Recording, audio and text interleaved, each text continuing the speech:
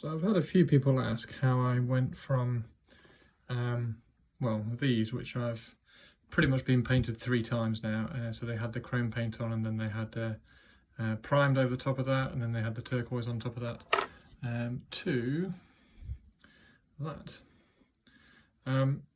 I very rarely strip models. I tend to just sell them and buy new ones if I want to replace them. However, these are so annoyingly converted. So there's a cut at the hip, there's a cut at the knee, there's a cut at the ankle, so that you can kind of straighten them up a little bit, stand them up straight. As you can see here, you just kind of stand them up and they look a little bit cooler. So yeah, I've had a lot of people ask about them, so I thought I would do a very quick video just on what I used, which is this. Like I say, I very rarely strip models. I think that the reason why I bought this was I needed to strip my Catan, and a friend said, "I'll just use BioStrip." So I think this was £10 from Amazon. It comes in a spray bottle, but it's a cheaper price. How much is this? 750ml. So yeah, I just pop them in a tub, leave them overnight, and then scrub them, and they come out like this.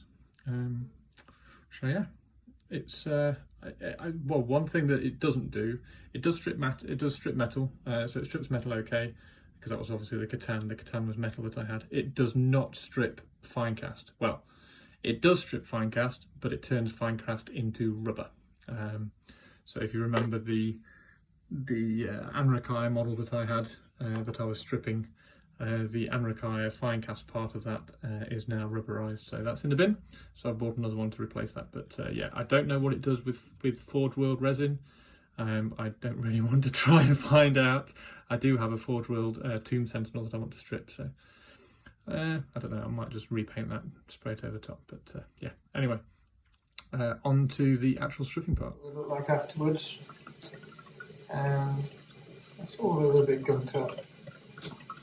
Obviously, but I have a brush. I can't do it because I've only got one hand because I've got a film.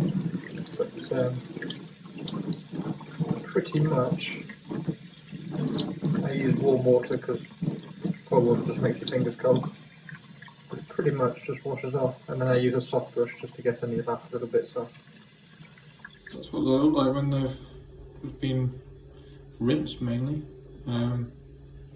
But they're really good. There's very little kind of gunk left on them. There's very little kind of paint residue left on them.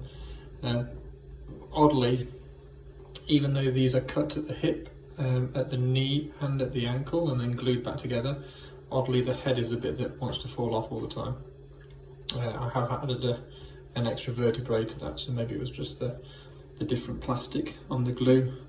But that's the old, I use an old tank brush. The old steel tank brush is really soft, just to get any extra off.